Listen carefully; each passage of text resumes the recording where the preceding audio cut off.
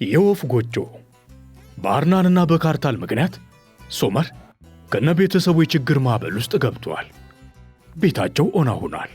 የሚላስ የሚቀመስ ጠፍቶ ቤተሰቡ ተጨንቋል።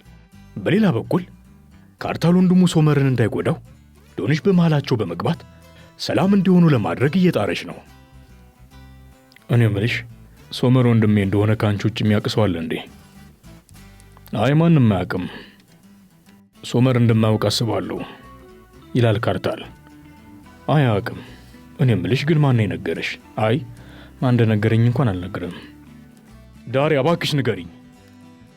በቃ ሲብላይ ነው የነገረችኝ። ሲብላይ ናት ቤተሰቡን ለመጉዳት ስትል ይህም መረጃ ፈልፍላ ያገኘችው እና እባክህ ከእሷ እንደሰማሁት ደግሞ ለማንም እንዳትናገር። በሌላኛው በኩል ሲብላይ አርናርን ከታሰረችበት እስር ቤት ድረስ ታስጠራዋለች። እባክህ አርናን ከዚህ እስር ቤት አስወጣኝ ትላለች ሲብላይ። ጠበቃዬን አናገሬው ነበር። እንደ እውነቱ ከሆነ ያው ብዙ ከባድ አይደለም። ፋይልሽን በደንብ ገምግሞታል እና አጋርነትሽን የሚያሳይ ምንም ማስረጃ አልነበረም። ያው ልክ ነን፣ ተባባሪ አልነበርኩም። በመቀጠልም አርናል ከጠበቃው በሰማው መሰረት ሲብላይ ነገ ፍርድ ቤት ስትቀርብ ምን ማለት እንዳለባት በዝርዝር ይነግራታል። እሺ ያልከኝን አደርጋለሁ እና ደግሞ አንድ ነገር ሳልነግርሽ ረስቼው፣ ኦዛርም እስር ቤት ገብቷል። ምን? አዎ ነግሬሻለሁ። እያንዳንዱን አምባገነን የእጁን እንደምሰጠው ነግሬሽ ነበር። የሚገርም ነው። አንተ በጣም ድንቅ ነህ። እና ደግሞ አንቺን እዚህ እስር ቤት ሳስወጣሽ አንድ ለእኔ የምትሰሪልኝ ስራ አለ። በሌላኛው በኩል ኦዛር ከታሰረበት እስር ቤት ሰላም አጥቷል። ይህንንም የሚያደርገው አርናር ነበር። ኦዛርን እስረኞች እያንገላቱት ነው። እናም ወንበዴዎች ተሰብስበው ለምንድን ነው ለእኛ የማትገብረው? ከዚህ በኋላ ለእኛ በየወሩ ትገብራለህ። የምን ግብር ነው? አይ ግብር እንኳን ሊባል አይችልም። የአገልግሎት ነው። እዚህ የተጠለልክበትን እና ለምትጠቀመው ነገር 500 የሬ ትከፍላለህ። ይሄ ወንጀል ነው፣ ወንጀል ነው ይላል ኦዛር። አንተ ወንጀል እየሰራ ገንዘብ ስታካብት ግን ወንጀል አይደለም አይደል? በዚህ ጊዜ ኦዛርን የሚጎበኘው ሰው እንደመጣ ይነገረዋል። ኦዛርም ወደ መጠየቂያ ክፍል ይሄዳል። ልትጠይቀው የመጣችው ሩቻን ነበረች። ሩቻ ኦዛርን ስታዩ ታለቅሳለች። ሁለቱ ባልና ሚስት ተቃቅፈው ያለቅሳሉ። እኔ ልገርታ፣ እኔ ልቅሳለሁ ያለች ሩቻን ታለቅሳለች። በሌላኛው በኩል የነገሮች መጥመም ያናደደው ሶመር በቀን መስከር ጀምሯል። እባክህ ራስን እንደዚህ አትጉዳ ሶመር ይለዋል ጠበቃው ሳልጁክ። እባክህ ሳልጁክ፣ እባክህ ተወኝ። ሶመር እስከ መቼ ነው እንደዚህ የምትቀጥለው? ያ የማውቀው ሶመር እኮ አሁን የለም። ቆይ ምንድን ነው የነካ? ለምንድን ነው እንደዚህ ስብርብር የወጣው? ነገርኩ እኮ ለምንድን ነው እንደዚህ የምትጨቀጭቀኝ? ተወኝ በቃ እባክህ ተወኝ ብሎ ሶመር ሰልጁክን ያንቀዋል። እሺ ትቼ እሄዳለሁ ብሎ ትቶት ይሄዳል። አሁኑኑ አዲስ ክዳልኝ። በሌላኛው በኩል የልጇ በሰንሰለት መታሰሪያ ያናደዳት ወይዘይ እናት ወደ ዶክተር ሰርደር ቢሮ ገብታ ለምንድን ነው ልጄ እንደዚህ የምታንገላታው? ምን እያደረክ ነው? ለምንድን ነው የታመመን ሰው እንደዚህ እያሰቃየ ያለው? አልገባኝም። ለምንድን ነው ስራህን ብቻ ማትሰራው? አይ ምንድን ነው አልገባኝም። ለምንድን ነው ልጄን እያሰርክ የምታሰቃየው? ተረጋጊ። እኔ እሱ ላይ ምንም አይነት ስቃይ አላደረስኩም እና በተገቢው መንገድ ነው የአእምሮ ሕክምናውን እያደረግንለት ያለ ነው። ልጅ አሁን ደህና ነው፣ ጤነኛ ነው። ይልቅ እናንተ እንዳታሳብዱ ትፈራለሁ እና ደግሞ በልጄ ላይ የምታደርሰውን ነገር እያንዳንዱን እበቀላለሁ ታያለህ ብላ ከክፍሉ ትወጣለች። ሰርደር ወዲያው ለዶኒሽ ደውሎ እንዲገናኙ ይጠይቃታል። እሷም እሺ ትላለች። በቀጠለው ክፍል የወይዘይ እናት ወዲያው ወደ ሰዲቅ ቢሮ ሄዳ የተሰማትን ነገር በሙሉ ለሰዲቅ ትነግረዋለች። የተሳሳተ ግንዛቤ ሊሆን ይችላል። በእርግጠኝነት እሱ እንደዚህ የሚያደርግ ልጅ አይደለም። አይ አይደለም፣ ልጄ ጤነኛ ነው። ሰርደርን አውቀዋለሁ፣ ከልጁነቱ ጀምሮ አውቀዋለሁ። ሰርደር እንዲህ የሚያደርግ ልጅ አይደለም። በተለይ ዶክተር ከሆነ በኋላ አመለካከቱ ጥሩ ሆኗል። እንደዚህ የወረደ ነገር ያደርጋል ብዬ አልገምትም። እና ልጅ እየዋሸ ነው? ሰዲቅ አንተ ታምነኛለህ ብዬ አስቤ ነበር፣ ግን አዝናለሁ፣ መሄዴ ነው ብላ በንዴት ከቢሮው ወጥታ ትሄዳለች።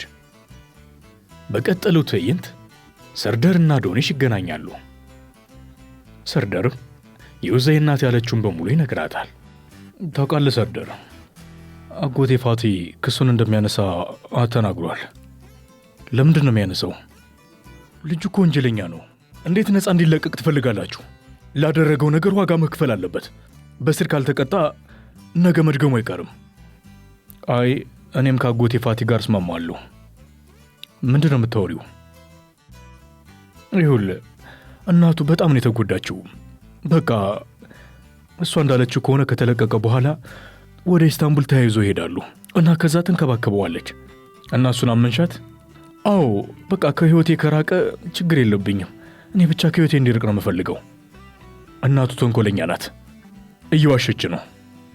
እና ደግሞ ልጇ እኔን እያስፈራራኝ ነው። ምን ብሎ ነው የሚያስፈራራ? እሱን ለጊዜው ተይው።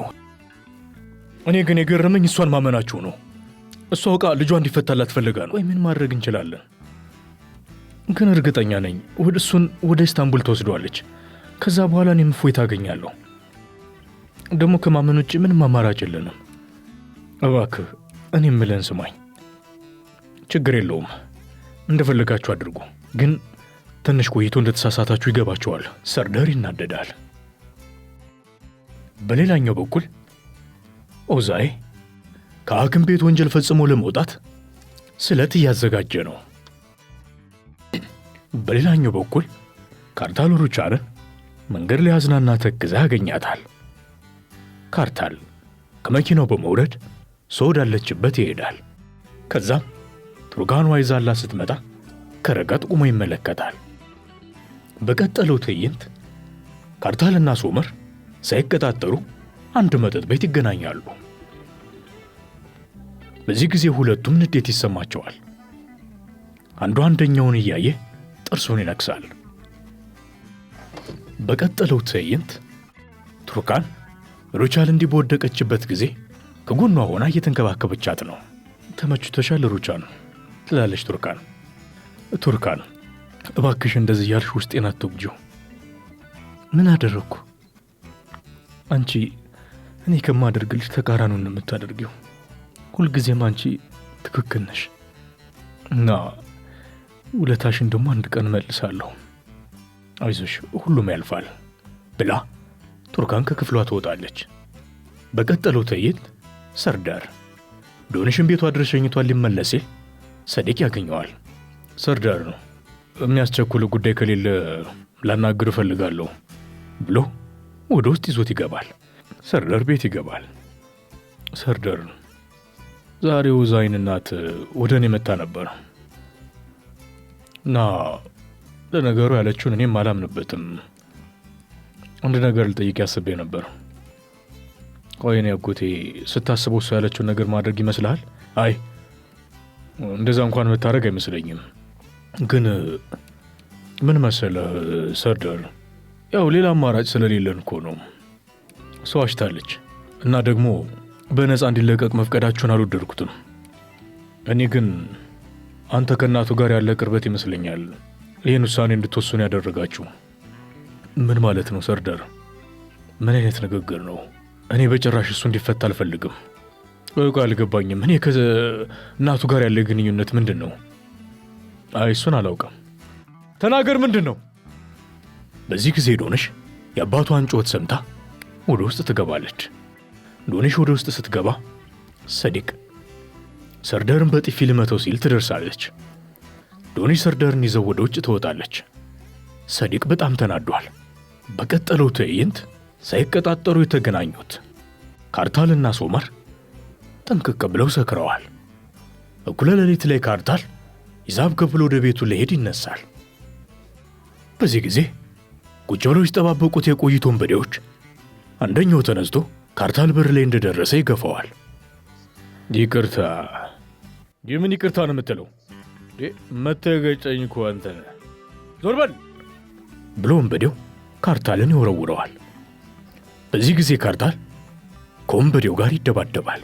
ወዲያው ሌላኛው ወንበዴ መጥቶ የካርታል ኪስ ውስጥ ሲገባ ሶመር ሌላኛውን ወንበዴ በቦክስ ይመታዋል። በዚህ ጊዜ ወንድማማቾቹ ካርታልና ሶመር ወንበዴዎቹን ተራ በተራ ይደበድቧቸዋል። ወደ የመጠጥ ቤቱ ባለቤት ጋርዶቿን ትጠራለች። ጋርዶቹ ካርታልንና ሶመርን ይይዟቸዋል። አስወጡልኝ ትላለች ባለቤቷ። በዚህ ጊዜ ጋርዶቹ ሶመርንና ካርታልን ወደ ውጭ ወርውሯቸዋል። ስለምታደምጡን እናመሰግናለን።